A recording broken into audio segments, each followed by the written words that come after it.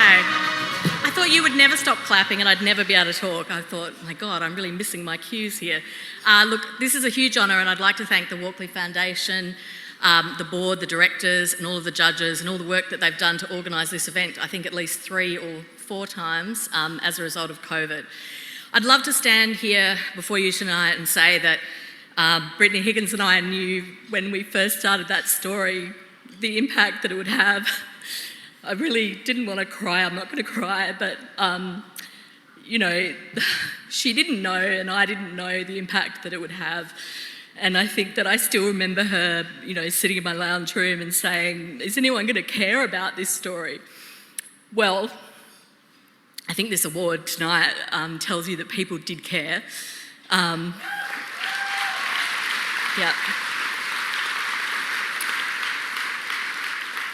I do also need to say from the outset something that everybody in this room knows, which is that this is a matter that is before the courts and that there is a man who has pleaded not guilty. And as flawed and as imperfect as the justice system is, you know, I believe in it and I don't want to say anything that would impact on that. Yeah. I think I've got to stop being emotional, but I didn't expect this, so it's a bit of a surprise. But I think the reason why I feel emotional is that it just had such a huge impact on people. So I'll try and say something that is a little less emotional. I'd like to thank our lawyers.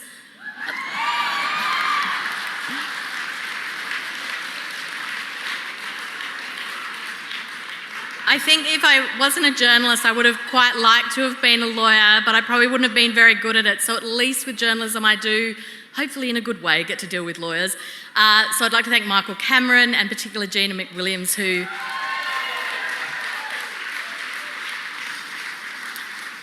legaled all of those great, those first stories, and Gina was great even when we rang her at 10 o'clock at night after the Prime Minister's office kept promising we'd get a response at 2 p.m. and it came at 10 p.m. at night. Gina was efficient, fantastic, and not as grumpy as she could have been about being woken up at 10 o'clock at night. I'd also like to thank my boss, Lisa Muxworthy, for all of her incredible support. And Oliver Murray, and particularly Kerry Warren, who's sitting at our table, who did an enormous amount of work on the early stories. I'd like to thank my children, Bill, Ned and Matilda. My son Ned has texted me 4 or 5 times during tonight's event to ask me if the pepperoni pizza that I said I would order had arrived. I hope that it has arrived because he really was hassling me about that quite a bit. I hope that it's a great pizza. Look, a couple of other people I'd just like to thank is just, you know, everyone that I've worked with in Canberra over the years. I've learnt so much from them. There are too many people to name. I'd like to thank my friend Annabelle Crabb, who I've been mates with since I was at uni, and we really got into journalism together. In fact, believe it or not, I lent her a very poorly fitting suit for her first job application at the Advertiser, which she was blessedly successful. There's only one other person I think I would like to thank. Clearly it is Brittany Higgins for trusting me to tell her story, and I'm so grateful for her. There were women that came before her, particularly, you know, the incredible work of Louise Milligan and Four Corners. I think that it's worth noting that,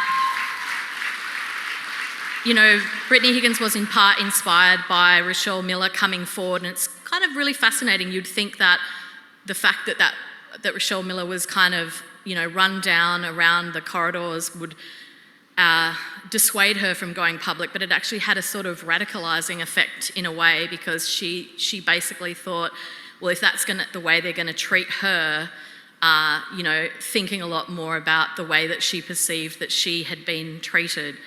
And the last person I think I should thank is Scott Morrison,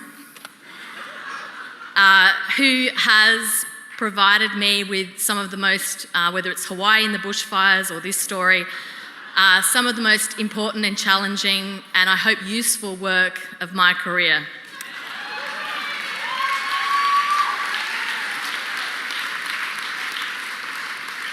I really hope I haven't forgotten anyone, but I didn't prepare a speech. So I'd like to thank you all, and hopefully we can catch up later. Oh, the one good story I do have, if anyone wants to ask me at the bar later, is Jo Dyer, who you may recall, who was involved in the Christian Porter matter. I went to university with her, and when I was editing the student newspaper in 1992, 30 years ago now, she threatened me with an injunction. And that was my first experience, I suppose, of journalism. It was a fantastic story about travel rorts involving the debating club. So I wasn't surprised to see her get legal these days, and we get along fine now, but it was really something getting hit by a threatened injunction at the age of 19 or something, I think I was. So you've heard enough from me. Thank you. I'm so appreciative. This is a great honour, and I'd like to thank Brittany Higgins. Thank you.